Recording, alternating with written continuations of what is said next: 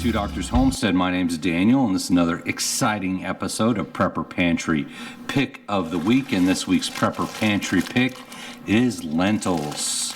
Very exciting pick this week. I think it's often overlooked, lentils. This was $1.34 for the bag, 1 pound bag, which works out to 8.4 cents per ounce. And surprisingly, it was cheaper than the pinto beans in the same section. Technically, I think in more or less the same family of foods. The pinto beans was $1.68 per pound, which is way more than I ever remember it being. So yay for inflation, right? I suspect it'll be $2 by next year. That's just speculation, not based on anything other than the fact that things keep getting more expensive. So we have our lentils here, the humble lentil. 1 pound is 13 servings, so there's 13 servings in the bag for a total of 1,430 calories, which is a little less than, say, the 1,500 calorie a day a diet. We get that from Harvard Health, which is the minimum to stay above starvation. You can look at it as a 2,000 calorie a day diet. You can look at it as a 3,000 calorie a day diet, right? You have to do the math that makes sense for you based on your health.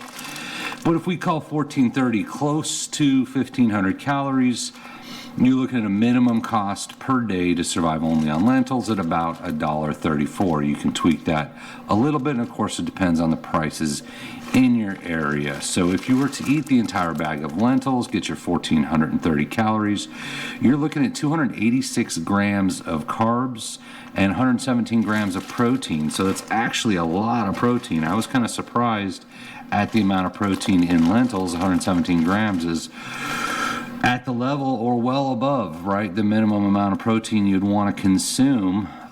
Certainly need protein to keep your body going, and lentils would be a potential vegetarian option for that protein. You obviously get calcium, iron, and potassium as well, and this is more. I was a little surprised doing the side-by-side.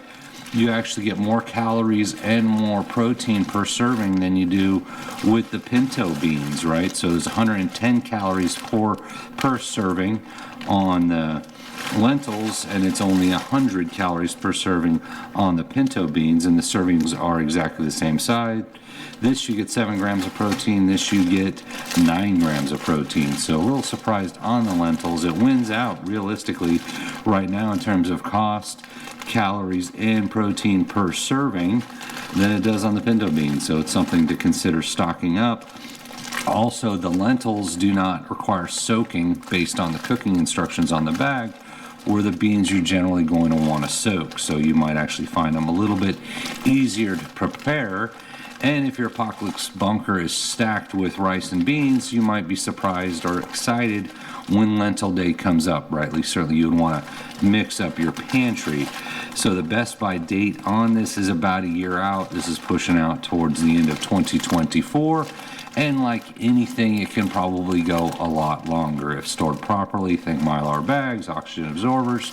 I believe you could extend out the shelf life quite a bit, right? So some fun facts about lentils. One is more than half, which is 56% of the world's lentil crop is produced in Canada and India, with Canada producing the most lentils in the world, feeding the world of lentils.